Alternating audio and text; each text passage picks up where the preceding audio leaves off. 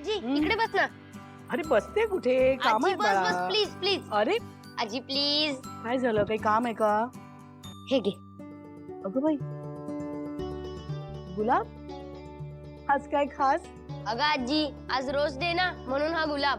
अगं बाई, खास माझ्यासाठी का? हो आपल्याच बागेतलाय. मी तुला देतो तू आजोबांना दे. इश्श, अच्छा असं करायचंय का आपण? बर.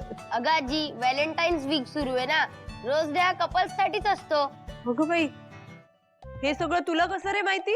अगं आई ते काय रॉकेट सायन्स आहे काय माहित नसायला. काय रे, शाळेत शिकायला जातोस की हे सगळं करायला?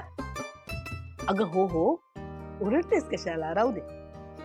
बघितलंस आजी तुझ्यापेक्षा जास्त फॉरवर्ड आहे आई. भरत, आणि हा तुझ्यासाठी. अगं बाई, का? हा तू बाबांना दे. बाबांना?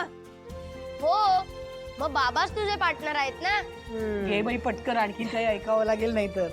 अरे अरे, बघितलं ताई, बघितलं आजकालची मुलं काय काय कळतं यांना, काय माहित. याच्या एवढी मी होते ना तेव्हा माझ्या आयुष्यात एकच चिंता होती, शुद्ध लेखन स्वच्छ कसं लिहिता येईल. आणि ते जमलंच पाहिजे, नाहीतर बाई छडी मारतील. अगं असू दे. हे बघ, यात सगळ्यात महत्वाचं मला काय वाटतंय माहितीये, वरद तुझ्याशी पारदर्शकतेने बोलतोय, ही खूप मोठी गोष्ट आहे. पण जर तू सतत त्याला ओरडत राहिलीस, त्याला बोलत राहिलीस ना, तर कदाचित तो त्याच्या मनातलं तुला सांगणं बंद करेल. हे चालणार आहे का आपल्याला? काही गोष्टी मुलांच्या कलाने घ्याव्या. तुला सांगते, हरीश आणि संतोष लहान होते ना तेव्हा माझ्याकडून पण काही चुका झाल्या. मी फक्त त्यांना शिस्त लावण्याच्या मागे होते, तेव्हा त्यांच्या मनातल्या अनेक गोष्टी मला कळल्या नाही. आज आजी झाल्यानंतर मला आई म्हणून मी केलेल्या चुका कळतायत बघ. बरोबर बोलताय तुम्ही आई.